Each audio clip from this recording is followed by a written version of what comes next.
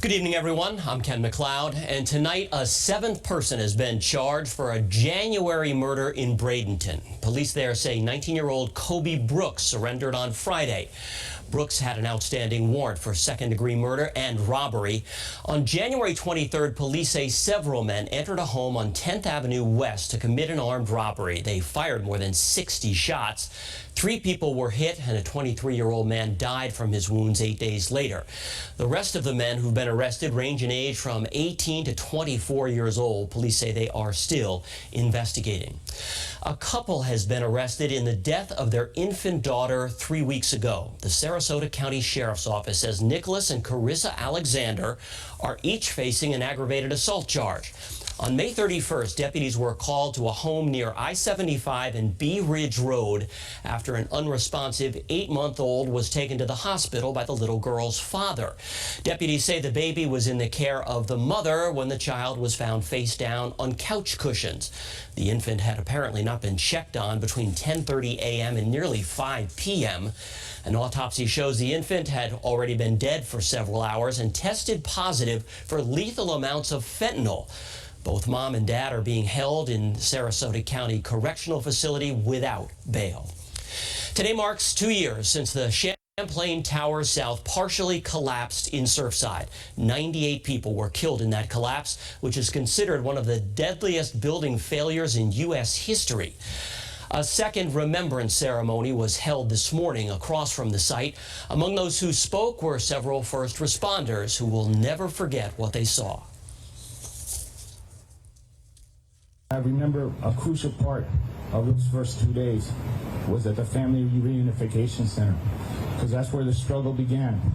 That's where humanity started. We lost our loved ones to Avon, but the ones left behind had anger, grief, confusion, sorrow, fear, and we all shared that together in a little room at first, right across the street, to a big hotel room.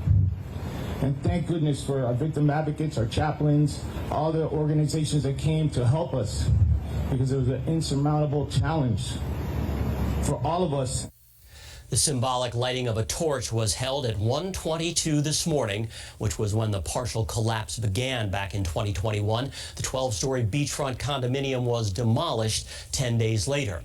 Now, families of the victims are still grieving the loss of their loved ones. Michael Noriega's 92-year-old grandmother, Hilda, was the oldest person killed in the tragedy. He spoke with reporter David Begnaud and showed him the rosary she was clutching in her hands when her body was found. When the homicide detectives first gave my family and I the news, of course we were all weeping because our fear had come true.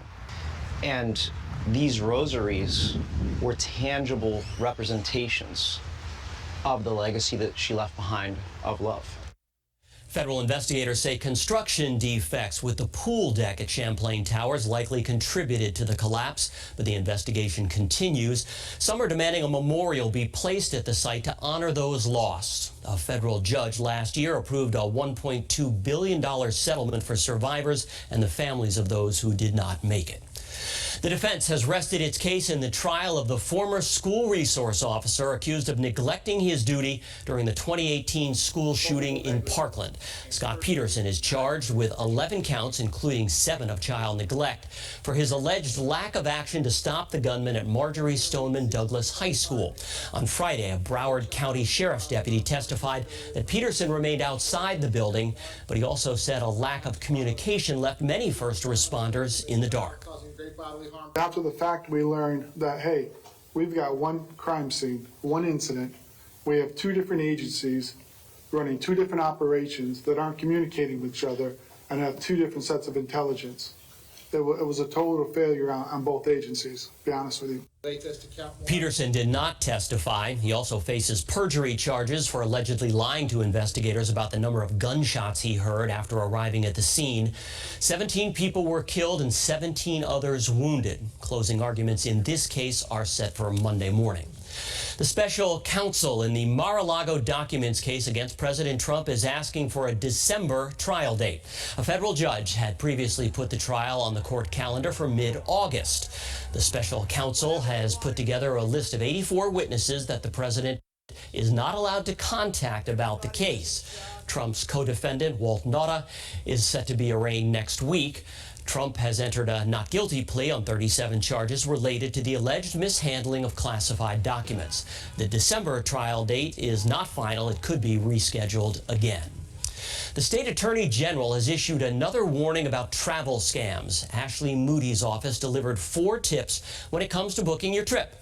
First, research a website or booking service before you make a reservation to make sure it's legit. Make sure the website is secure by looking for a padlock next to the URL. Always use a credit card to book because they usually offer better protection. And if a deal seems too good to be true, it probably is. You can report a scam by going to myfloridalegal.com. All right, let's get a check on that forecast now with meteorologist Sarah Robleski. Hot and humid conditions will continue, and yes, we're still stuck in this unsettled pattern, so the